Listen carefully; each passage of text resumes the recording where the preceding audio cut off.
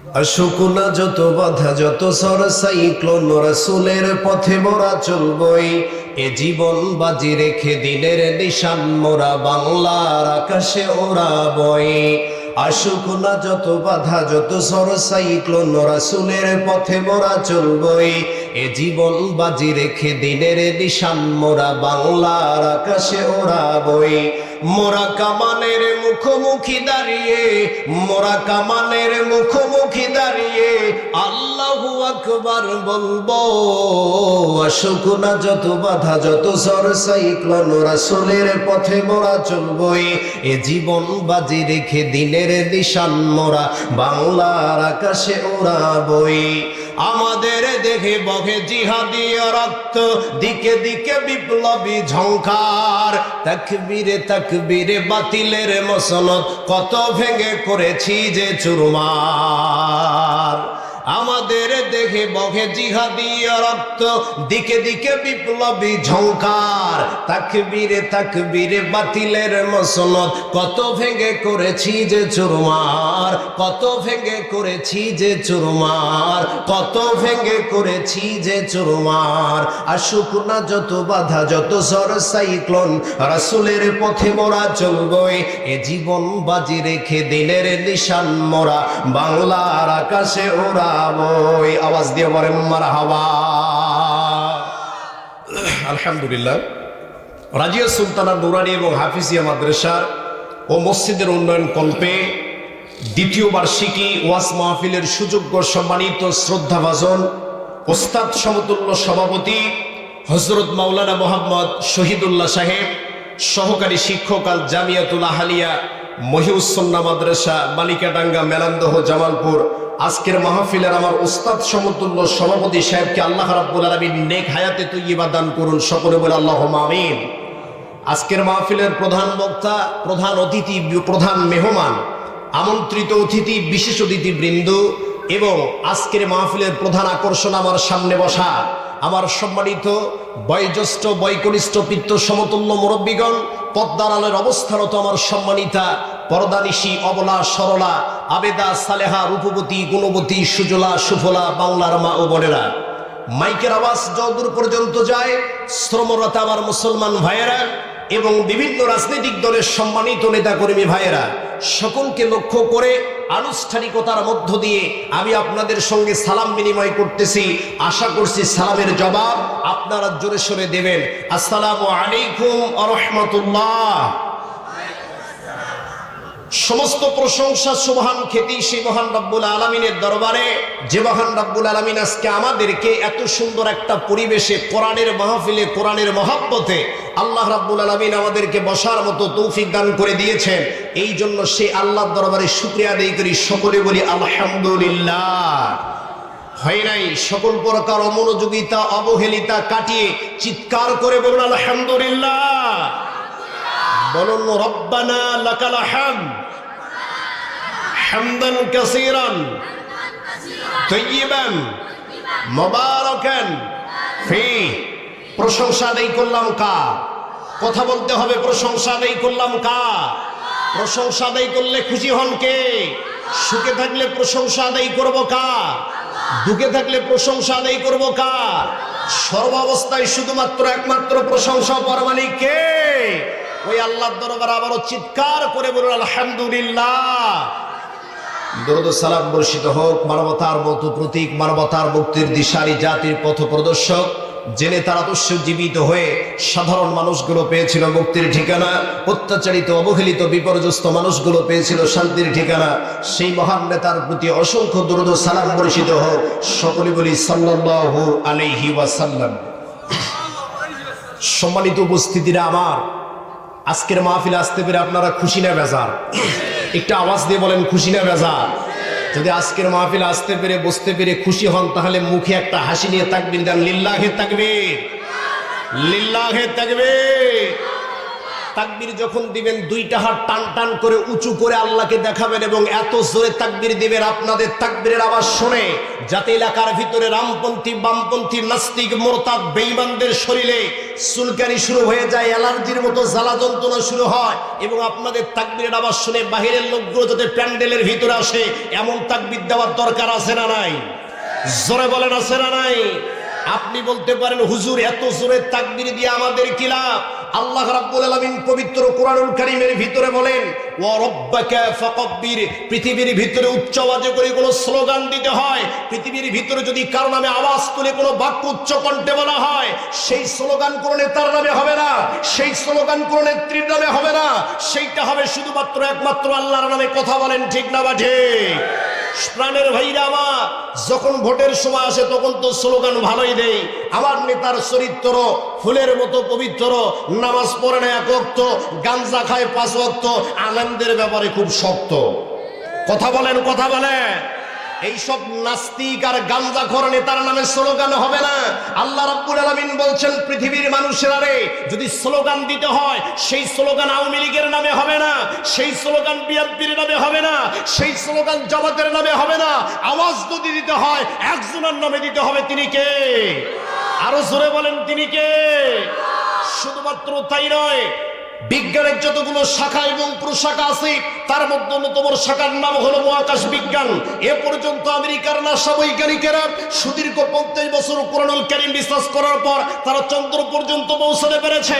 ওয়াল্লাহি আল্লাহর কসম, চন্দ্রের ব্যাকের যে জায়গা যেতে পারে নাই। অথচ বিশ্বনবী সহিহ তিরমিজির ভিতরে বলেন যদি কোনো মুমিন মুসলমান ব্যক্তি এই ধূলির আসনে বসে আল্লাহকে একবার আল্লাহ বলে ডাক দিতে পারে, সেটা শুধু চন্দ্র সূর্য নয়, নূরের পর্দা ব্ল্যাক হোল ভেদ করে আল্লাহর আরশে আজিমে পৌঁছে যায়। চিৎকার করে বলেন আল্লাহু আকবার।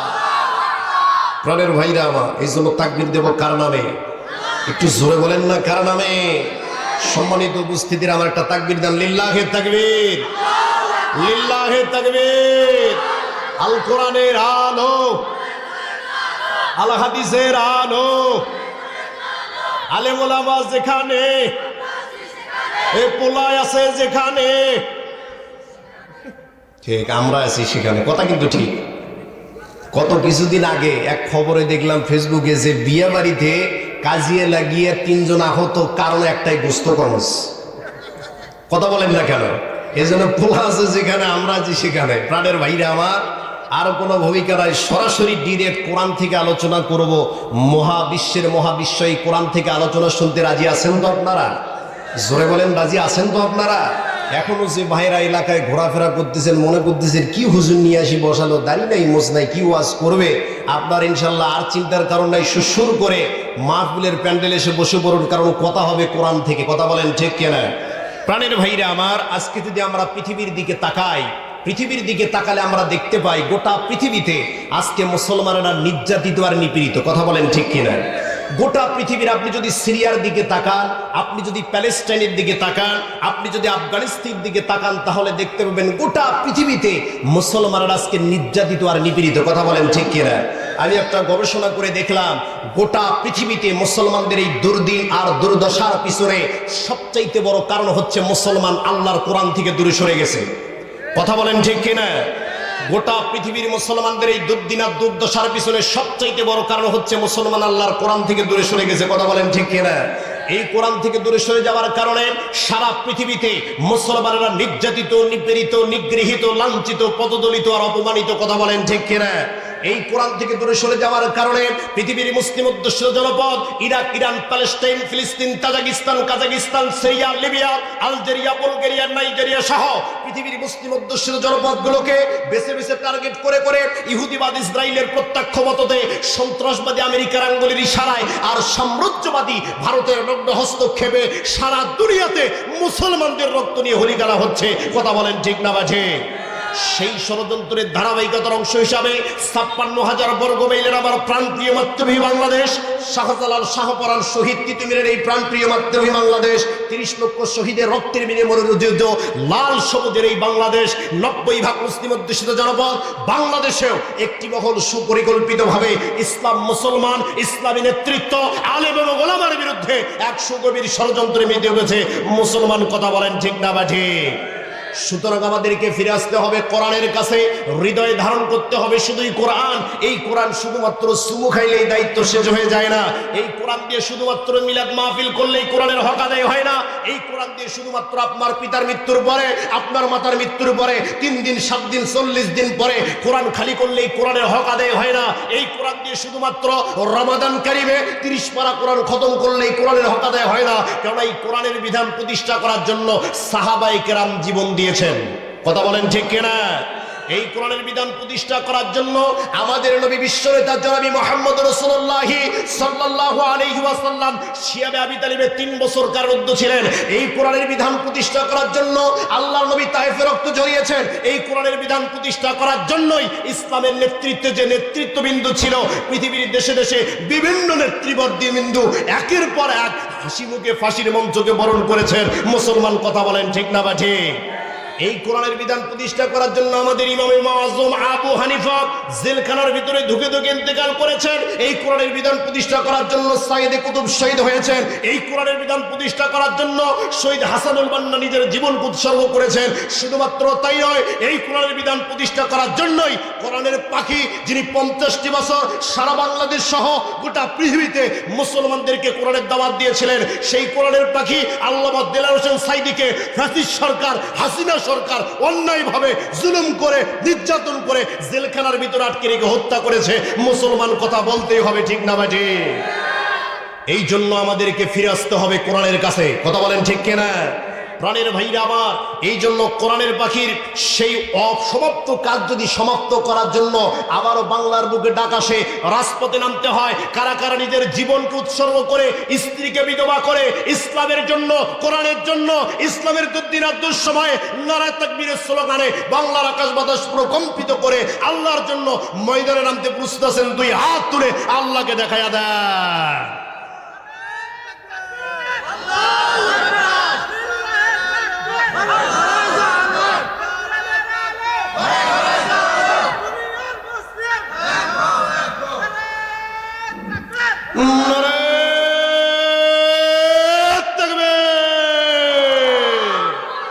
প্রাণের ভাইরা আমার, আলোচনা কি চলবে? কিছুক্ষণ কি চালানো যাবে? সম্মানিত উপস্থিতিরা আমার, আর কোনো ভূমিকা নয়, এবার আলোচনা হবে কোরআন থেকে। কথা বলেন ঠিক না ঠিক? আলোচনা শুরুর পুরো মুহূর্ত দিয়ে আমি আপনাদেরকে প্রশ্ন করতে চাই, এই যে কোরআনটা আল্লাহ নাজিল করেছেন, এই কোরআন কাদের জন্য নাজিল করেছেন? একটু জোরে বলেন না কেন, কাদের জন্য নাজিল করেছেন? কেউ বলতেছেন মুসলমানদের জন্য, কেউ বলতেছেন মুমিনদের জন্য। দেখেন রাব্বুল আলামিন কি বলেন। রাব্বুল আলামিন কোরআনুল কারীমের ভিতরে ডাক দিয়া বলেন, হাযা বায়ানুল লিন্নাসি ওয়া হুদাও ওয়া মাউইযাতুল লিল মুত্তাকিন।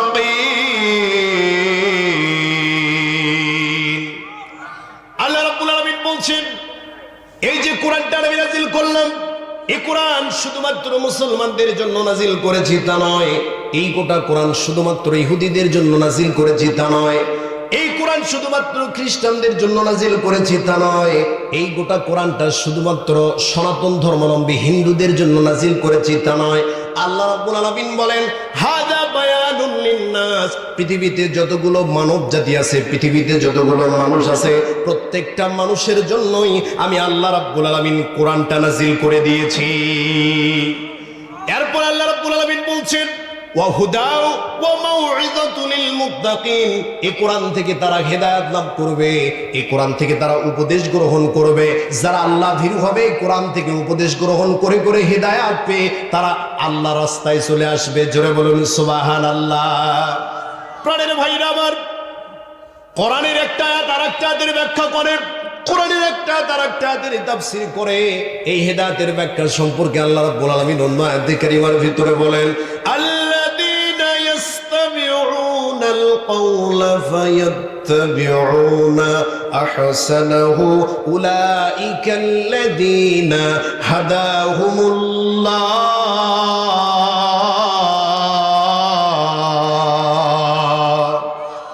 ছুটে আয় শাহজালালের নির্ভীক সৈনিকেরা, খতম কর গোবিন্দের ওই সালাসা মুন্ডা গোলা, অলিদের এই ভূমিতে, অলিদের এই ভূমিতে, অলিদের এই ভূমিতে বিপ্লবেরই মশাল জ্বালা, ছুটে আয় শাহজালালের নির্ভীক সৈনিকেরা, খতম কর গোবিন্দের ওই সালাসা মুন্ডাগুলা। শাহজালালের স্বপ্ন ছিল আল কোরআনের জ্বলবে আলো, শাহপরানের স্বপ্ন ছিল আল হাদিসের জ্বলবে আলো। সেই আলো ছড়ায়া দিতে, সেই আলো ছড়ায়া দিতে বিপ্লবের মশাল জ্বালা, ছুটে আয় শাহজালালের নির্ভীক সৈনিকেরা, খতম কর গোবিন্দের ওই সালাসা মুন্ডাগুলা। কথা বলেন ঠিক না ঠিক? তাহলে হিদায়াতের ব্যক্তি সম্পর্কে আল্লাহ রাব্বুল আলামিন বলছেন আল্লাযীনা ইয়াস্তামিউনাল কওলা, যারা কোরআনটাকে শুনতেছে এবং যারা ভবিষ্যতে শুনবে। আল্লাযীনা ইয়াস্তামিউনা, এখানে আল্লাহ ফিলে মুজারে সিগা লাগায়া দিলেন। যারা কোরআনটাকে শুনতেছে এবং যারা ভবিষ্যতে শুনবে, ফায়াত্তাবিউনা, এবং কোরআনটার অনুকরণ অনুসরণ করবে। আল্লাহ রাব্বুল আলামিন ডাক দিয়ে বলেন উলাইকাল্লাযীনা হাদাহুমুল্লাহ, আমি আল্লাহর পক্ষ থেকে ওই বান্দাগুলার প্রতি হিদায়াত দিয়ে দেব। তার মানে হেদায়েতের মালিক কে? একটু জোরে বলেন না কেন কে? হেদায়েত কেমনে দেওয়া হয় একটু খেয়াল করেন প্রাণের ভাইরা আমার। একটা উদাহরণ দিলে আপনি বুঝতে পারবেন। ধরেন আজকে আপনি ঢাকা চলে যাবেন, ঢাকা চলে যাবেন, অথবা চট্টগ্রাম যাবেন, অথবা কুমিল্লা চলে যাবেন। আমাদের Rangpur bus stand, Rangpur medical মোড় থেকে, অথবা আমাদের গাইবান্ধার বাস স্ট্যান্ড থেকে রাত 12টার দিকে নাবিল গাড়ি ছেড়ে দেয়। এই নাবিল গাড়িতে আপনার সিট নাম্বার হলো গোল্ডেন 4 অথবা C4। এখন আপনি রাত 12টার দিকে গিয়ে গাড়িতে বসলেন। নাবিল গাড়ির ড্রাইভার যখন রাত 12টার দিকে গাড়িটা অন করে দিল, প্রাণের ভাইরা আমার আপনারা খেয়াল করে দেখবেন এই নাইট কোচগুলোর সামনে একটা নয়, দুইটা নয়, অসংখ্য লাল নীল আলো জ্বলে। কথা বলেন না কেন?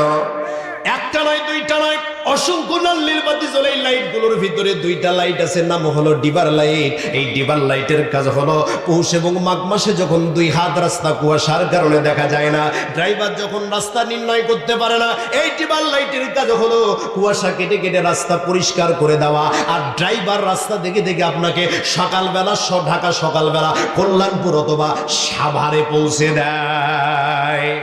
তার মানে ডিবার লাইটের কাজ হলো কুয়াশা কেটে রাস্তা পরিষ্কার করা। তেমনি ভাবে এই সমাজের ভিতরে দুর্নীতি চলবে, এই সমাজের ভিতরে রাহাজানি চলবে, এই সমাজের ভিতরে ছিনতাই চলবে, এই সমাজের ভিতরে নারীবাজি চলবে। আহারে কত মানুষের টাকাগুলো মেরে দেওয়া হবে। নেতারা টাকা মেরে বাহিরের দেশে গিয়ে পলায়া থাকবে। এক নেতা 1200 কোটি টাকার মামলা খাবে। এত এত দুর্নীতি চলার পরেও, এত এত নির্যাতন চলার পরও, এত এত রাহাজানি চলার পরও আল্লাহ রাব্বুল আলামিন বলেন যারা কোরআনটার অনুকরণ অনুসরণ করবে ওই বান্দাগুলাকে আল্লাহর কোরআন আল্লাহর জান্নাতে পৌঁছিয়ে দেবে। প্রাণের ভাইরা আমার একটু খেয়াল করেন হেদায়েত কেমনে হয়। আল্লামা তাফসীর ইবনে কাসিরের ভিতরে আল্লামা সালাউল্লাহ পানিপতি রাহমাতুল্লাহ আলাইহি হেদায়েতের 2টা ব্যাখ্যা দিয়েছেন, একটু খেয়াল করেন। নাম্বার 1 ব্যাখ্যা হচ্ছে ইসাল ইলাত তরিক, 2 নাম্বার হলো ইসাল ইলাল মাতলুব। ইসালুত তরিক মানে হচ্ছে আল্লাহ রাব্বুল আলামিন যুগে যুগে অসংখ্য নবী রাসূল প্রেরণ করেছেন। এই নবী রাসূলগুলোর দায়িত্ব ছিল মানুষদেরকে সঠিক পথ প্রদর্শন করা। তাদেরকে সহিফা দেওয়া হয়েছিল, তাদেরকে কিতাব দেওয়া হয়েছিল এবং তাদেরকে জ্ঞান দেওয়া হয়েছিল, যে জ্ঞানের মাধ্যমে তারা মানুষদেরকে আল্লাহর পথের দিকে থাকতো।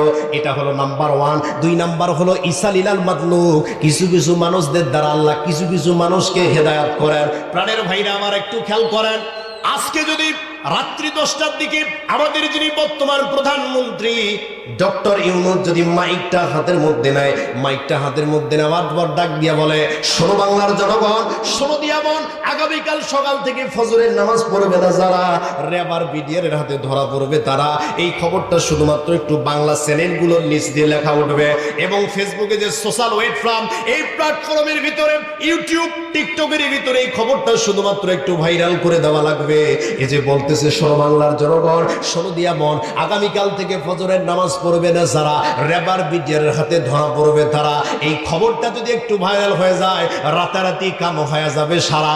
জীবনে ফজরের নামাজ পড়ে নাই যারা, এই ঘোষণার পরে আগামীকাল ফজরের মুয়াজ্জিন হবে তারা। কথা ঠিক কিনা বলেন আপনারা? তার মানে হলো জায়গা মতো থেকে যদি অর্ডার আসে এমনি হেদায়েত হয়ে যায়। কথা বলেন ঠিক কিনা? রাষ্ট্রনায়ক যদি ঠিক হয় তাহলে রাষ্ট্রের কর্মী ভালো হবে, আমলা ভালো হবে। নেতা যদি ঠিক হয় তাহলে কর্মী ভালো হবে, মন্ত্রী ভালো হবে। প্রাণের ভাইরা আমার, আজকে আমার বাংলাদেশে এত এত কোরআনের তাফসির হয়। আহারে, ইউনুসকের তথ্য মতে 2022 সালে তারা একটা জরিপ করলো। এই জরিপের মধ্যে দেখা গেল ইউনুসকের তথ্য মতে সারা বাংলাদেশে গড়ে 1700 করে তাফসির মাহফিল হয়। শুধুমাত্র তাই নয়, 22,000 ইন্ডেক্সধারী আলিয়া মাদ্রাসার দেশ আমার সোনার বাংলাদেশ। অসংখ্য অগণিত কওমি মাদ্রাসার দেশ আমার সোনার বাংলাদেশ। শুধুমাত্র তাই নয়, অসংখ্য অগণিত হাফিজিয়া মাদ্রাসার দেশ আমার সোনার বাংলাদেশ। আমার বাংলাদেশে বক্তার অভাব নাই, ওয়াজিরও অভাব নাই। এত এত কোরআনের মেহনত চলে, এত এত হিদায়াতের কথাবার্তা চলে, তারপরেও কেন হিদায়াত হয় না? তারপরেও কেন দুর্নীতি কমে না? আগে চুরি হতো এনালগ কায়দায়, আরে ওয়াজের পরে সব কিছুর পরে 2024 সালে চুরি হয় ডিজিটাল কায়দায়। আগেরকার মাবুদিরা পদ্মা করতে একরকম, এখন হয়েছে আর এক রকম। কথা বলেন ঠিক কিনা? তার মানে হলো এত যখন ওয়াজ চলে তারপরও হেদায়েত হয় না। তার মানে হলো মানুষগুলো শুধু কোরআন শোনে বক্তা যাচাই করার জন্য, কিন্তু কোরআন মানে না। কথা বলেন ঠিক কিনা? প্রাণের ভাইরা আমার, এই জন্য আল্লাহ বলতেছেন আল্লাযীনা ইসতামিউনাল কাওলা, যারা কোরআনটাকে শুনতেছে এবং যারা ভবিষ্যতে শুনবে, ফায়াত্তাবিউনা, এবং কোরআনটার অনুকরণ অনুসরণ করবে, উলাইকাল্লাযীনা হাদাহুমুল্লাহ, ওই বান্দাগুলার জন্যই আমি আল্লাহ রাব্বুল আলামিন হেদায়েত রেখে দিয়েছি। সুবহানাল্লাহ পড়েন। প্রাণের ভাইরা আমার, আপনি বলতে পারেন হুজুর তাহলে কি কোরআনটা শুধুমাত্র মানুষকে হেদায়েত করার জন্য এসেছে নাকি? হুজুর, আমি তো সমাজে বসবাস করি, এই সমাজে বসবাস করতে গেলে আমাকে রাজনীতি করতে হয়, আমাদেরকে পৌরনীতি করতে হয়, সমাজনীতি করতে হয়, নানা ধরনের নীতি মেনে সমাজে চলতে হয়। ও হুজুর, এই কোরআনের ভিতরে কি আল্লাহ রাজনীতি নিয়ে কিছু বললো নাকি? সমাজনীতি নিয়ে কিছু বললো নাকি? এই কোরআনের মধ্যে কি বিজ্ঞান নিয়ে কিছু বলা হলো নাকি?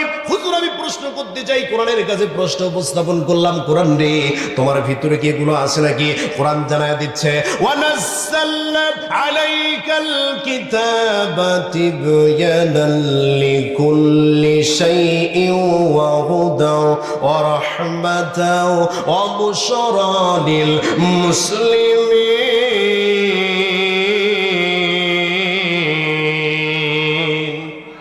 কোরআনের কাছে প্রশ্ন করলেন, কোরআন রে তোমার ভিতরে কি কি আছে একটু বলে দাও।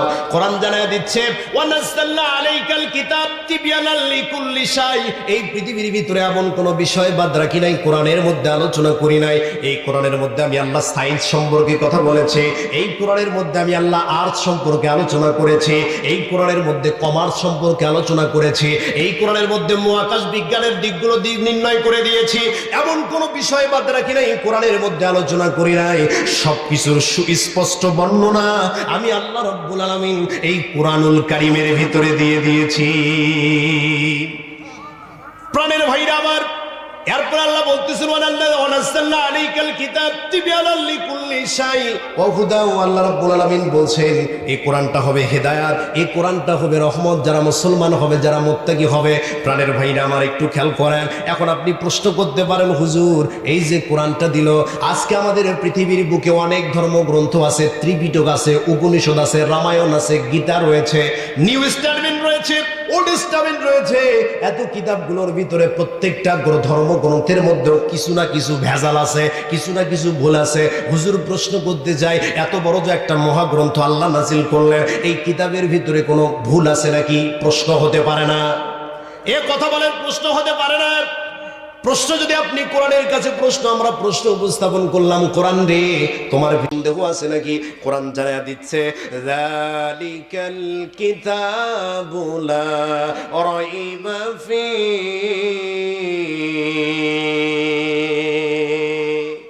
কোরআন জানায়া দিচ্ছে, যালিকাল কিতাবু লা রাইবা ফি, এটা এমন একটা কিতাব, ভুল তো দূরের কথা, কোরআনের ভিতরে কোনো সন্দেহ রাখি নাই।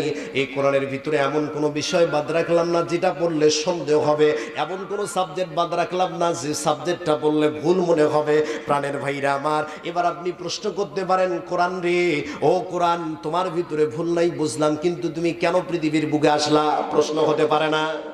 যদি আপনারা প্রশ্ন করেন কোরআনের কাছে, কোরআন যেহেতু সব প্রশ্নের উত্তর দিয়ে দেয়, ও কোরআন আমি জানতে চাই তোমার ভিতরে তুমি কেন পৃথিবীতে আসলা, এই পৃথিবীর বুকে তোমার প্রয়োজনটা কি? যদি আপনি কোরআনের কাছে প্রশ্ন করেন, কোরআন জানায়া দিচ্ছে কিতাবুন আনজালনাহু ইলাইকা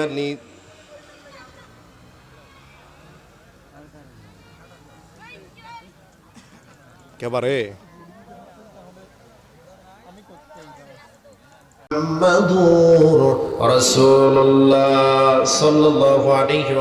প্রাণের ভাইরা, আমার আলোচনায় ছিলাম, একটু খেয়াল করেন। আমরা যদি কোরআনের কাছে প্রশ্ন উপস্থাপন করি, কোরআন এই পৃথিবীর বুকে তোমার প্রয়োজনটা কি, কেন তুমি পৃথিবীর বুকে আসলা, এই প্রশ্ন যদি আপনি কোরআনের কাছে উপস্থাপন করেন, কোরআন জানায় দিচ্ছে কিতাবুন আনজালনাহু ইলাইকা লিতুখরিজান নাস মিনাস যুলুমাতি ইলান নূর।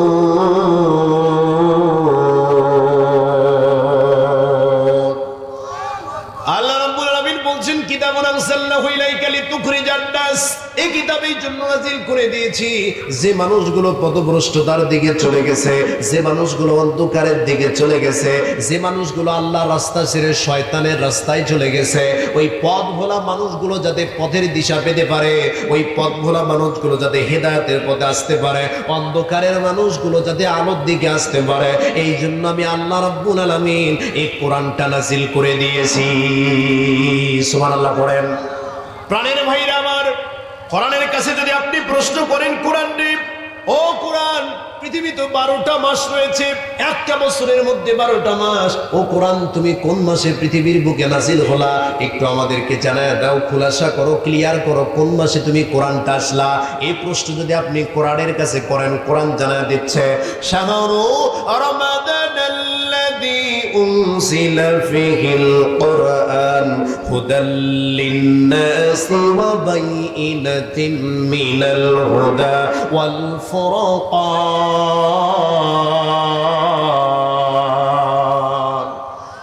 কোরআনের কাছে যদি জানতে চান কোরআন কোন মাসে তুমি পৃথিবীর বুকে নাযিল হলা, কোরআনের কাছেই প্রশ্ন করলে কোরআন আপনাকে জানায় দিচ্ছে রমজান মাস তো সেই মাস যে মাসে কোরআন নাযিল করা হয়েছে, যা মানুষের জন্য পথপ্রদর্শক এবং হেদায়েতের সুস্পষ্ট নিদর্শন এবং ফুরকান, সত্য এবং মিথ্যার মাঝে পার্থক্যকারী। এই কোরআনটা আপনাকে শিক্ষা দিবে কোনটা সত্য, কোনটা মিথ্যা, কোনটা হক পথে রয়েছে, কোনটা বাতিল পথে রয়েছে। আল্লাহ রাব্বুল আলামিন বলছেন রমজানকারী রমজান মাসে আমি আল্লাহ রাব্বুল আলামিন এই কোরআনটা নাযিল করে দিয়েছি। সুবহানাল্লাহ পড়েন। প্রাণের ভাইরা আমার, এবার আপনি বলতে পারেন কোরআন রমজান মাসে আসলা, বুঝলাম, কোন দিনে আসলা, রাতে আসলা নাকি দিনে আসলা, ও কোরআন কোন সময় তুমি পৃথিবীর বুকে নাযিল হলা। কোরআনের কাছে যদি আপনি জানতে চান, কোরআন জানা দিচ্ছে আনজালনাহু ফি লাইলাতিল কদর। আল্লাহু আকবার বলেন। আল্লাহ রাব্বুল আলামিন বলেন আমি কে নাযিল করেছি লাইলাতুল কদরে। সুবহানাল্লাহ বলেন। তার মানে হলো কোরআনের কাছে আপনি যে প্রশ্ন জানতে চাইবেন, কোরআন আপনাকে সেই প্রশ্নের ব্যাখ্যা দিয়ে দিবে। সুবহানাল্লাহ বলেন। কিন্তু কিছু কিছু মানুষ আছে, নাস্তিক মোরতাদার নেতা নেত্রী আছে, এরা গত 17 বছর এই কোরআনের আলোকে বন্ধ করতে চেয়েছিল। কথা বলেন ঠিক কিনা? জোরে বলেন কথা ঠিক কিনা? এই কোরআন আলোকে বন্ধ করার জন্য কত ধরনের পায়তারা চালালো, আলেমদের কণ্ঠ রোধ করলো।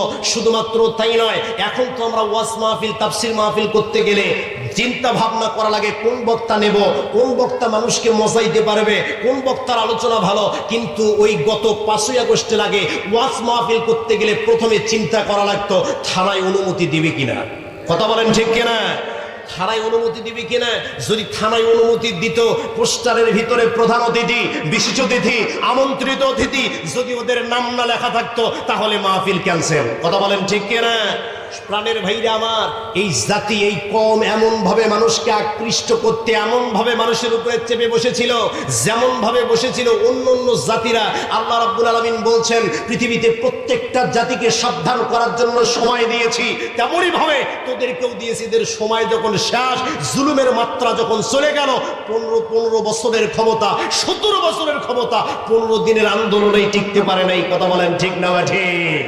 প্রাণের ভাইরা আমার, ওই অবস্থা থেকে আল্লাহ রাব্বুল আলামিন আমাদেরকে উত্তরণ করেছেন। বলে আলহামদুলিল্লাহ, এখন আর কোরআনের মাহফিল করতে গেলে অনুমতির প্রয়োজন হয় জোরে বলেন হয়। আর অনুমতির প্রয়োজন হয় না, এখন কোরআনের কথা বুক ফুলে বলা যায়। কথা বলেন ঠিক কি না? আগে কোরআনের মাহফিল করতে গেলে যে কোথাও মাহফিল করতে যান, হুজুর বুঝে শুনে কথা বলবেন, এলাকা কিন্তু আমার। কথা বলেন ঠিক কিনা? হুজুর বুঝে শুনে কথা বলবেন, এলাকা কিন্তু আমার, দেশের পরিস্থিতি ভালো নয়, রাজনৈতিক কথা বলবেন না, আপনি শুধু নামাজের কথা বলবেন আর রোজার কথা বলবেন আর মা বোনদের পর্দার বিষয়ে ওয়াজ করবেন, বাস বাড়ি চলে যাবেন। হুজুর রাজনীতি করেন কেন? রাজনীতি কি ইসলামে আছে নাকি? এমন কথা আছে না নাই? জোরে বলেন আছে না নাই? আমাদের মডেল, আমাদের আদর্শ আল্লাহর নবী জনাবি মুহাম্মদ রাসূলুল্লাহ সাল্লাল্লাহু আলাইহি সাল্লাম, যিনি পৃথিবীর শ্রেষ্ঠ রাজনীতিবিদ ছিলেন। কথা বলেন ঠিক কিনা? যিনি মদিনা সনদ নামে একটা সনদ দিয়েছিলেন, যে সনদের মাধ্যমে বর্তমান যারা রাজনৈতিক গবেষক ওরা চিন্তা করে যে আহারে এই 1450 বছর আগে কেমন করে এই ব্যক্তির মাথার মধ্যে এই বুদ্ধি আসলো, তার মানে বোঝা যায় আল্লাহর নবী একজন রাষ্ট্রনায়ক ছিলেন। কথা বলেন ঠিক না ব্যাঠি? প্রাণের ভাইরা আমার, পৃথিবীর মানুষ এ কোরআনের বিরোধিতা যতই করুক না কেন, আল্লাহ রাব্বুল আলামিন বলছেন দুনিয়ার মানুষেরা রে এই কিতাবের বিরোধিতা করে পাবে না, কেননা ইসলামের আলোকে, কোরআনের আলোকে যদি বন্ধ করতে যায় তারপরও পাবে না। আল্লাহ বলেন ইন্না নাহনু নাযালনায যিকরা ওয়া ইন্না লাহু লাহাফিযুন।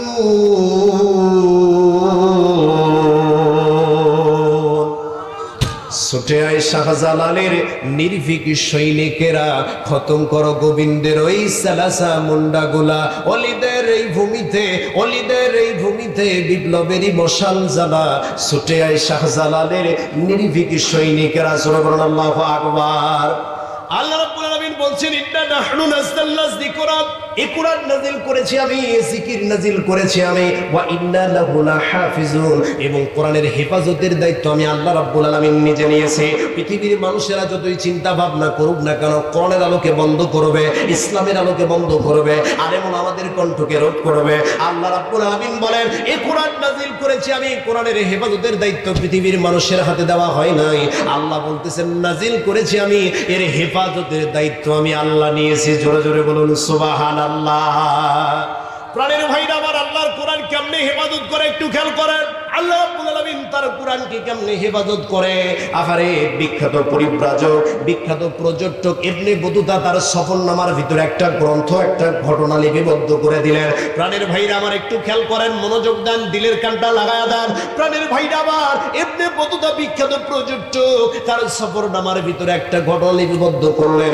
সেইটা হলো মালদ্বীপের জমিনে, যেখানে কোনো নবী আসে নাই, যেখানে কোনো আউলিয়া আসে নাই, এই মালদ্বীপের জমিনে আজকে একটা মুসলিম দেশ হয়ে গেল। আজ থেকে 300 থেকে 350 বছর আগের কথা, এই মালদ্বীপের জমিনে ইসলামের কোনো ধ্বনি ছিল না, ইসলামের কোনো আওয়াজ ছিল না, আজান ছিল না, ইকামত ছিল না, কারণ সেখানে কোনো নবী আসেনি, আউলিয়া আসে নাই। কেমন করে ইসলাম ধর্ম আসলো? আল্লাহ রাব্বুল আলামিন একজন হাফেজের মাধ্যমে গোটা মালদ্বীপের জমিনে ইসলামের আলো ছড়ায়া দিয়েছে।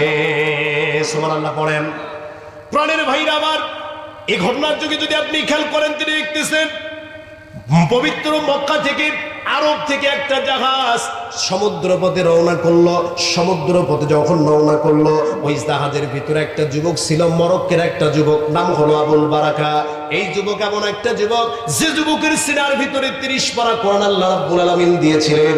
30 পারা কোরআনের হাফেজ আবুল বারাকা যখন নদীপথে, সমুদ্র পথে, মালদ্বীপের যে সমুদ্র রয়েছে ওই সমুদ্র পথে রওনা হয়ে গেলেন। প্রাণের ভাইরা আমার খেয়াল করে দেখেন, এই সমুদ্রের ভিতরে রওনা হওয়ার পরে যখন সমুদ্রতে, ওই সমুদ্রের ভিতরে জাহাজটা চলে আসলো, আসার পরে বিপুল ধরনের, নানা ধরনের বাতাসের টালমাটাল হচ্ছে, ঘূর্ণিঝড় উঠে গেছে, শিডর উঠে গেছে, সমুদ্রের ভিতরে পানিগুলো টালমাটাল করতেছে। কখন জানি জাহাজটা ভেঙে চুরমার হয়ে যায়। হাফেজ আবুল বারাকা 30 পারা তার অন্তরের ভিতরে কোরআনুল কারীম রয়েছে। 30 পারা কোরআনের হাফেজ আবুল বারাকা ওই সময় আল্লাহর কাছে দোয়া করতেছেন, আল্লাহ আপনি ওয়াদা করেছেন ইন্না নাহনু নাযালনা যিকরা ওয়া ইন্না লাহু লাহাফিজুন, কোরআন নাজিল করেছি আমি, এই জিকির নাজিল করেছি আমি, এর হেফাজতের দায়িত্ব আমি আল্লাহ। আল্লাহ গো, আমি তো একজন কোরআনের হাফেজ, আমার অন্তরের ভিতরে 30 পারা কোরআন রয়েছে, আমার সিনার ভিতরে 30 পারা কোরআন রয়েছে। ও আল্লাহ, দয়া করে বাই করে যে ঝড় উঠেছে, জানি না জাহাজটা কখন জানি ভেঙে ঠুক খান খান হয়ে যায়। আল্লাহ গো, দয়া করে বাই করে আপনি এই ঝড়ের মধ্যে আমাকে হেফাজত করে। প্রাণের ভাইরা আমার, সমুদ্রের যে ঝড়ের কারণে সিডুরের কারণে জাহাজটা ভেঙে টুকরো টুকরো হয়ে গেল, খান খান হয়ে গেল। আল্লাহর নবী, আল্লাহর যে হাফেজে কোরআন, এই হাফেজে কোরআনটা কোনো মতে একটা ভাঙ্গা কাঠের উপরে ভাসতেছে, ভাসতে ভাসতে হঠাৎ করে পরের দিন সকালবেলা জেলেরা নদীতে মাছ ধরতে আসতে, সমুদ্রের কিনারে যখন মাছ ধরতে আসতে জাল নিক্ষেপ করছে, দূরে তাকিয়ে দেখতেছে একটা ছোট্ট বাচ্চা, যে বাচ্চাটা নবজাতক শিশুর মতো দেখা যায়, একটা ছোট্ট বাচ্চা একটা কাঠের উপরে ভাসতেছে। প্রাণের ভাইরা আমার, আহারে চাঁদের মতো সুন্দর একটা ফুটফুটে ছেলে, ছেলে সন্তান চাঁদের মতো ফুটফুটে সুন্দর, এই ছেলে সন্তানটা ভাসতেছে। এবার ওই মালদ্বীপের জেলেরা ছেলেটাকে তুলে আনার পরে সেখানে মানুষ ক্রয় বিক্রয় করা হতো। বুঝতে পারতেছেন আমার কথা? মানুষ ক্রয় বিক্রয় করা হতো, দাসদাসী ক্রয় বিক্রয় করার কথা ছিল। এবার জেলেরা মনে করল, আরে এত সুন্দর ছেলে, ফুটফুটে একটা ছেলে। জেলের যে মালিক ছিল ওই ডাক দিয়ে বলতেছেন, এই ছেলেটাকে যদি বিক্রি করতে পারি অনেক টাকা পয়সা পাবো। প্রাণের ভাইরা আমার, খেয়াল করেন, আমি মূল আলোচনায় যাচ্ছি তার আগে শুধু বলতে চাই, কোরআন আল্লাহ রাব্বুল আলামিন যে হেফাজত করেন, কেমনে হেফাজত করেন। এবার যখন আবুল বারাকা, আল্লাহর কোরআনের হাফেজ আবুল বারাকাকে বাজারের ভিতরে তোলা হলো, বাজারের ভিতরে তোলার পর নিলাম করা হচ্ছে। দাম হাতিয়েছে অনেক বেশি, কারণ চেহারা সুন্দর, কারণ ওই যুবক তো মালদ্বীপের যুবক না, ওই যুবক হলো আল্লাহর নবীর দেশের যুবক। সুবহানাল্লাহ পড়ে। প্রাণের ভাইরা আমার, হাফেজ আবুল বারাকাকে যখন বাজারে তোলা হলো, বিক্রির জন্য যখন বাজারে তোলা হলো, বিক্রির জন্য বাজারে তোলার পর কেউ নিতে পারতেছে না, কারণ দাম অনেক বেশি। ওই মালদ্বীপের জমিনে একজন মহিলা ছিল যার টাকা পয়সার কোনো অভাব ছিল না। এই টাকা পয়সা, অনেক টাকা পয়সা রয়েছে, কিন্তু শুধুমাত্র একটাই অভাব, কন্যা সন্তান রয়েছে, একটা পুত্র সন্তান ছিল না, ছেলে সন্তান ছিল না। প্রাণের ভাইরা আমার, এই ছেলে সন্তান না থাকার কারণে মনের ভিতরে দুঃখ, আহারে একটা ছেলে সন্তান যদি পাইতাম। ওই মহিলা বাজার দিয়ে যায়, যাইতে যাইতে হঠাৎ করে জেলের কাছে ডাক দিয়ে বলতেছেন, এত সুন্দর বালক কই থেকে পাইছ? বলতেছেন, সমুদ্রের ভিতরে আমরা যখন মাছ ধরার জন্য সমুদ্রের কিনারে গিয়েছিলাম, সমুদ্রের কিনারে যাবার পরে এই সন্তানটাকে পেয়েছি, কি বিক্রি করব? বলে, কত টাকা চাও? কত টাকা চাও? এত টাকা দিতে হবে। মহিলা ডাক দিয়ে বলেন, এর চাইতেও যদি বেশি দাম চাইতা, যত সুন্দর বালক, এর চাইতে বেশি টাকা হলো আমি এই বালকটাকে ক্রয় করে নিতাম। প্রাণের ভাইরা আমার, ওই মালদ্বীপের জমিনে তখন ইসলামের আলো ছিল না, কোরআনের আলো ছিল না, মানুষদের ইসলাম ধর্ম গ্রহণ করতো না। মানুষগুলো ছিল অগ্নি পূজক, মূর্তি পূজক, তারা অগ্নি পূজা করত, মূর্তি পূজা করত। এই মূর্তি পূজার মধ্যে হাফেজ আবুল বারাকা 30 পারা কোরআনের হাফেজ পরিচয় গোপন করা, কারণ পরিচয় দিলে মানুষগুলো তাকে মেরে ফেলতে পারে। প্রাণের ভাইরা আমার, একটু খেয়াল করেন, মহিলা যখন তাকে বাজার থেকে ক্রয় করে বাড়িতে নিয়ে গেল, মনের ভিতরে আশা হলো, আহারে আমার ছেলে সন্তান নাই, আমাকে মা মা বলে ডাকবে, আমার অন্তরটা ভরে যাবে। এবার এই হাফেজ আবুল বারাকা মালদ্বীপের জমিনে অগ্নি পূজক একটা মায়ের ঘরের ভিতরে বড় হচ্ছেন। বড় যখন হইতে হইতে অনেক বড় হয়ে গেলেন, বড় হওয়ার পরে ঠিকই তার মাকে মা বলে ডাকে, বোনটাকে বোন বলে ডাকে। এবার কিছুদিন পরে হাফেজ আবুল বারাকা একদিন বাড়ির ভিতরে প্রবেশ করতেছে, হঠাৎ করে দেখতেছেন এই যে মহিলা তাকে ক্রয় করেছিল, এই মহিলা, ওই হাফেজ আবুল বারাকা দেখতেছেন মহিলা চোখ দিয়ে টপ টপ করে পানি পড়তেছে, মহিলা কান্না করতেছে, পাশে যে তার একটা মেয়ে, ওই মেয়েটাও কান্না করতেছে। ডাক দিয়ে বলেন, মা, আপনি আমাকে নিয়ে এসেছেন, আপনি আমাকে বড় করেছেন, মা, আপনার চোখের পানি তো আমার সহ্য হয় না।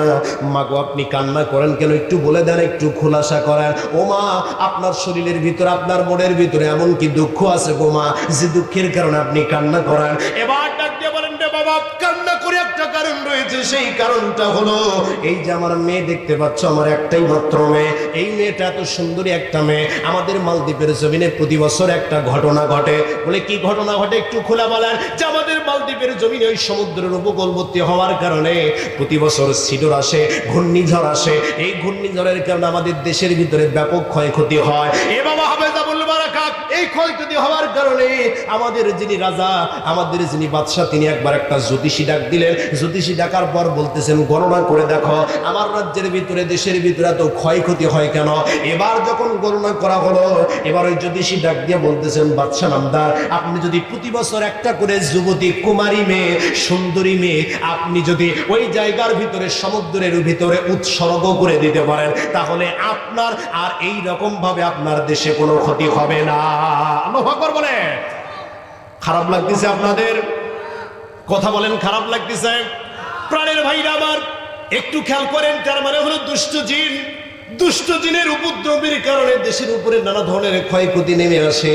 এবারে জ্যোতিষী ডাক দিয়ে বলে প্রতি বছরে একটা দিনে নির্দিষ্ট একটা দিন ঠিক করবেন, যেদিনে সমুদ্রের বুকের একটা মেয়েকে উৎসর্গ করবেন। ওই মেয়েকে যদি উৎসর্গ করতে পারেন তাহলে দেশের উপরে আর কোনো অন্যায় হবে না, অত্যাচার হবে না, সিডর আসবে না, ঘূর্ণিঝড় আসবে না। এ বাবা শুনে নাও, প্রতি বছর এই সুন্দরী মহিলাদের মধ্য থেকে দেশের ভিতরে যত সুন্দরী মহিলা আছে প্রত্যেকটা মহিলার নাম লিখে লটারি করা হয়। যার নাম তার লটারির ভিতরে ওঠে ওই মেয়েটাকে সেখানে রাখা হয়। আর পরের দিন সকালবেলা ওই সমুদ্রের তীরে আমরা মেয়েটার লাশ পাই। এ বাবা, এই যে সমাজের ভিতরে আমার মেয়েটা বড় হয়েছে, এবার লটারি আমার মেয়ের নামটাও দেওয়া হয়েছিল, কিন্তু দুঃখের বিষয় হলো লটারিতে আমার মেয়ের নামটা উঠে এসেছে। আর উঠে আসার কারণে ফৌজদারি নোটিশ আমার বাড়িতে পাঠিয়ে দেওয়া হয়েছে। সন্ধ্যার সময় তারা আমার মেয়েটাকে নিয়ে যাবে আর সমুদ্রের কিনারে রেখে আসবে। কালকে সকালবেলা আমার মেয়ের মৃত্যু লাশ আমাকে দিবে। এ বাবা, এই দুঃখের কারণে আমার চোখ দিয়ে ধরধর করে পানি পড়তেছে। এবার হাফেজ আবুল বারাকা ডাক দিয়ে বলেন, মা আপনার চিন্তার কোনো কারণ নাই, আমি ছেলে থাকতে আপনার মেয়ের কোনো ক্ষতি হতে দেব না। ডাক দিয়ে বলতেছেন, মা আপনার চিন্তার কোনো কারণ নাই, আমি আপনার ছেলে রয়েছি, আমি থাকতে আপনার মেয়ের কোনো ক্ষতি হবে। ডাক দিয়ে বলেন, রে বাবা কেমনে কি করবে একটু খুলে বলো। বলতেছেন, মা আমার যে চেহারা কেবল কিশোর মানুষ, এই কিশোর মানুষ চেহারা এখনো দাড়ি মুছ হয় নাই। মাগো আপনার মেয়েটাকে আপনি অন্য বাড়িতে পাঠিয়ে দিয়ে দেন, ওরা তো আপনার মেয়েকে দেখে নাই। বলে না, এখনো দেখে নাই। ও বাবা, আপনি আমার মেয়েকে অন্য বাড়িতে পাঠিয়ে দিয়ে দেন এবং আমাকে আপনার মেয়ের পোশাকগুলো পরে দিয়ে দেন, সুন্দর করে সাজায়া দেন। সুন্দর করে সাজানোর পরে মনে হয় যেন আমি একটা মেয়ে, এইভাবে আমাকে সাজায়া দেন। সাজায় না, এরকম কথা বলেন, সাজায় না। এই যে পার্লারের ভিতরে কত ধরনের কাজ করে আল্লাহ, ভেতরে ঢুকে একটা কালো মেয়ে, বাহির হইয়া দেখে ইয়ার চাইতে ফর্সার একটাও না। আছে না? না আছে না? এরকম প্রাণের ভাইরা আমার, মেকআপ করে উপরে প্লাস্টিকের আবরণ দিয়ে অবস্থাই খারাপ। কথা বলেন ঠিক কিনা? না ঠিক? একটা কথা বলি, এক যুবক গেছে বিয়ে করতে, বুঝতে পারছেন? একটু কথা বলি, খারাপ লাগতেছে আপনাদের? এক যুবক গেছে বিয়ে করতে, তো বিয়ে করার পরে বিয়ে করার পরে বাসায় চলে আসছে। বাসায় আসার পরে রাতে থাকার পরে পরের দিন সকালবেলা উঠে তার বউকে ডাক দিয়ে বলতেছেন, আচ্ছা তোমাকে কোন পার্লারে সাজাইছিল একটু বলো তো। এবার মেয়ে বলতেছে, আমাকে অমুক পার্লারে সাজাইছে। এই ব্যক্তি এখন ওই পার্লারে গিয়েছেন, যাওয়ার পর বলতেছেন, গতকালকে আপনার একটা মেয়েকে সাজাইছিলেন, বলেন তো ওই মেয়েটাকে কোন ব্যক্তি সাজাইছে, কোন মেয়ে সাজাইছে, আমি তার সঙ্গে দেখা করতে চাই।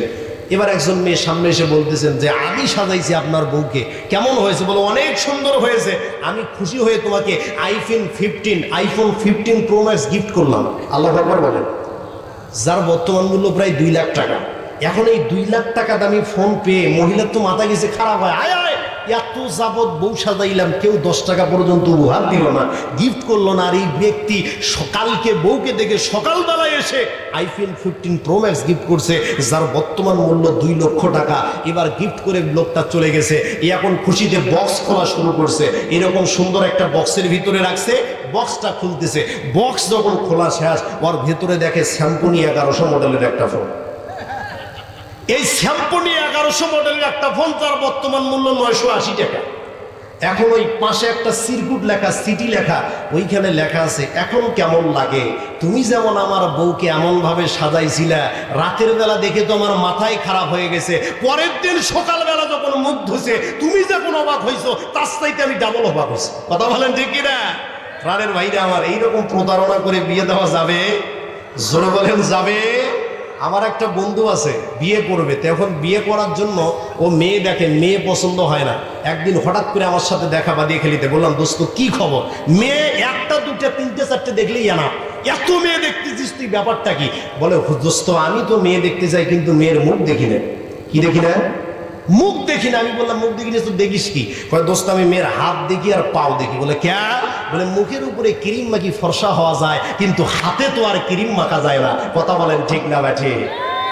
প্রাণের ভাইরা আমার, এই জন্য প্রতারণা করা যাবে না। আল্লাহর নবীর স্পষ্ট হাদিস, যে যেমন সুন্দর রয়েছে, যাকে আল্লাহ যে সৃষ্টি দান করেছেন, আল্লাহ রাব্বুল আলামিন সূরা ৩-এর ভিতরে বলেন, আমি মানুষকে সুন্দর আকৃতি, সুন্দর গঠন দিয়ে সৃষ্টি করেছি। প্রত্যেকটা মানুষ তার নিজ নিজ জায়গা থেকে সুন্দর। মেয়েদেরকে এইভাবে উপরে একবারে আটার প্লাস্টিক প্রলেপ মেরে বিয়ে দেওয়া যাবে? প্রাণের ভাইরা আমার, হাফেজ আবুল বারাকা ডাক দিয়ে বলেন, মা আমাকে এমন ভাবে সাজায়া দেন যে সাজানোর কারণে ওই ব্যক্তিগুলা যদি বলতে না পারে যে এইটা মেয়ে না। এবার যখন হাফেজ আবুল বারাকাকে সাজানো হলো, সন্ধ্যার দিকে রাজার লোকেরা, বাদশার লোকেরা যখন নানার জন্য ওই মেয়েটাকে নেওয়ার জন্য চলে আসছে, আসার পরে যখন বাড়ির ভিতরে ঢুকছে, বাড়ির ভিতরে ঢোকার পরে ওই জায়গার সৈন্যের লোকেরা, প্রত্যেকটা লোক সৈন্যের ভিতরে যতগুলো লোক রয়েছে, তারা মেয়েটাকে দেখতেছে আর বলতেছে, আরে এত সুন্দর মেয়ে তো আর জীবনেও দেখি নাই। আল্লাহু আকবার বলেন। এত সুন্দরী মেয়ে তো আর জীবনে দেখি নাই। এই মেয়েটাকে আজকে উৎসর্গ করা হবে আমাদের দেবতার উদ্দেশ্য, যাতে আমাদের দেশে কোনো ক্ষয়ক্ষতি না হয়, ছিদন না হয়, ঘূর্ণিঝড় না হয়। বাদশার দরবারে নিয়ে যাওয়া হলো। বাদশার দরবারে নিয়ে যাওয়ার পরে ওখানে আর একটা কাজ, পরীক্ষা করা হয়। কি করা হয়? পরীক্ষা করা হয়। পরীক্ষার যখন নাম দেওয়া হলো, এই মেয়েকে পরীক্ষা করা হবে, এটা আসলে মেয়ে নাকি ছেলে, এটা পরীক্ষা করার নিয়ম। এবার হাফেজ আবুল বারাকা ওইখান থেকে আল্লাহকে ডাক দিয়ে বলতেছে, আল্লাহ চেহারা তো ফটফটা করেছি, দেখলে তো মেয়ে মনে হয়, কিন্তু পরীক্ষা করলে তো ধরা পড়বো। কথা বলেন ঠিক কিনা? ডাক দিয়ে বলতেছে, আল্লাহ আমি তো কোরআনের হাফেজ, বিষয়টা দেখার জন্য, একজন মাকে বাঁচানোর জন্য আমি শ্বাস গ্রহণ করেছি। আল্লাহ দয়া করে না করে আপনি আমাকে হেফাজত করেন। যেই মুহূর্তে পরীক্ষা করবে, ওই মুহূর্তে ওই রাজার বাদশা, যিনি বাদশা দিলেন, তার স্ত্রী ডাক দিয়ে বলতেছেন, স্বামী আমার, এত সুন্দরী মেয়ে মালদ্বীপের জমিনে আর কোনোদিন দেখতে পাই নাই। যার চেহারা তো সুন্দর, সৌন্দর্য এত সুন্দর, স্বামী আমার, ওকে পরীক্ষা করার দরকার নাই, ওকে বিনা পরীক্ষায় আপনি পাঠিয়ে দিতে পারে। এখন বাদশার স্ত্রী বলছে, না শুনি কোন উপায় আছে? জোরে বলেন না কেন উপায় আছে? বাহিরে যতই চাপা পিটায়, ঘরের মধ্যে কিন্তু বইয়ের কাছে আঁটো। কথা বলেন ঠিক কিনা? কারণ বইয়ের কথা না শুনলে জাগা মতো হত্যা হয়ে যাবে। কথা বলেন ঠিক কিনা? প্রাণের ভাইরা আমার, হাফেজ আবুল বারাকাকে সৈন্যদের সাথে নিয়ে ওই সমুদ্রের ভিতরে যখন রেখে আসা হলো, এবার তার মাকে রেখে আসার আগে ডাক দিয়ে বলতেছেন, মা আমাকে একটা জায়নামাজ দিয়ে দাও। জায়নামাজ দিয়ে দেওয়া হলো। একটা পাটি নিয়ে ওই রামায়ণ মন্দিরের ভিতরে যখন হাফেজ আবুল বারাকাকে তোলা হলো, তোলানোর পরে সবগুলো লোক চলে গেছে, রাত গভীর হচ্ছে, নিস্তব্ধ পিনবতন নীরবতা, কেউ ঘুমের ভিতরে রয়েছে, কিন্তু তিনটা প্রাণ, তিনটা লোক জেগে রয়েছে মালদ্বীপের জমিনে। নাম্বার 1 হলো ওই যুবক, যে যুবক দেখার জন্য এসেছে আসলে এখানে কি হয়। 2 নম্বরে হচ্ছে ওই মা, যে মাটা তার ওই সন্তানটাকে ছোট্টবেলা থেকে লালন পালন করেছে। 3 নাম্বার হলো ওই যুবতী বোন, যে বোনের অপর পার্শ্ব দিয়ে ওই সন্তানটাকে নিয়ে যাওয়া হয়েছে, ছেলেটা চলে গিয়েছে। 3টা সন্তান, 3টা জীবন যখন এইভাবে তাকিয়ে আছে আল্লাহ রাব্বুল আলামিনের কাছে, ওই যুবকটা যখন ওই রামায়ণ মন্দিরের ভিতরে চলে গেল, প্রাণের ভাইরা আমার, পোশাকের সবগুলো পোশাক খুলে জায়নামাজ ভিজিয়ে জোরে জোরে সূরা ইয়াসিন তেলাওয়াত করা শুরু করলেন। সুবহানাল্লাহ বলেন। আরো জোরে বলেন না সুবহানাল্লাহ। সূরা ইয়াসিন তেলাওয়াত করতেছেন, হঠাৎ করে লক্ষ্য করে দেখেন ওই সমুদ্রের ভিতরে পানিগুলো রাতের বেলা সুন্দরভাবে উপরে উঠতেছে, ভয়ঙ্কর রূপ ধারণ করতেছে। এই দিকে যুবক সূরা ইয়াসিন তেলাওয়াত করে। বলেন তো এই যুবকের কি পরিণাম হলো? শোনার দরকার আছে না নাই? একটু জোরে বলেন না কেন, আছে না নাই? আমি কি ঘটনাটা বলবো, আপনারা কি থাকবেন ইনশাআল্লাহ? তার আগে আমার আলোচনাতে কারিমার সামান্য কিছু 10 মিনিট আলোচনা করব। কষ্ট হবে আপনাদের? কথা বলেন, কষ্ট হবে আপনাদের? আমার সাথে একটু পড়ুন, আউযু বিল্লাহি মিনাশ শাইতানির রাজিম, বিসমিল্লাহির রহমানির রহিম। ইয়া আইয়ুহাল্লাযীনা আমানু তাকুল্লাহা ওয়াবতাগু ইলাইহিল ওয়াসিলাতা ওয়াজাহিদু ফি সাবিলিহি লাআল্লাকুম তুফলিহুন। ওরে মুসলিম তুই আজও কেন বসে, ওরে মুসলিম তুই আজও কেন বসে? চারদিকে আজ মা বোনেরই কান্নার আওয়াজ আসে, আবার আমার বিশ্ববাজি ভরে গেছে মুসলমানের লাশে। ওরে মুসলিম তুই আজও কেন বসে মসজিদের ওই কোনায় বসে তাসবিহ নিয়ে হাতে ভাবছো বসে আমি ছাড়া আর কে যাবে জান্নাতে? মসজিদের ওই কোনায় বসে তাসবিহ নিয়ে হাতে ভাবছো বসে আমি ছাড়া আর কে যাবে জান্নাতে? আরে তোর ওই সুফিগিরির দাম নেই কোনো, আরে তোর সুফিগিরির দাম নেই কোনো আল্লাহ তাআলার কাছে। ওরে মুসলিম তুই আজও কেন বসে, ওরে মুসলিম তুই আজও কেন বসে? চোখ কান বুঝে বোবার মতো থাকবি কতকাল দুনিয়ার রং তামাশায় হইয়া মাতাল। আরে তোর চেহারায় বীর খালিদের, আল্লাহু আকবার বলেন, আরে তোর চেহারায় বীর ওমরের প্রতিচ্ছবি ভাসে। ওরে মুসলিম তুই আজও কেন বসে, ওরে মুসলিম তুই আজও কেন বসে? নারে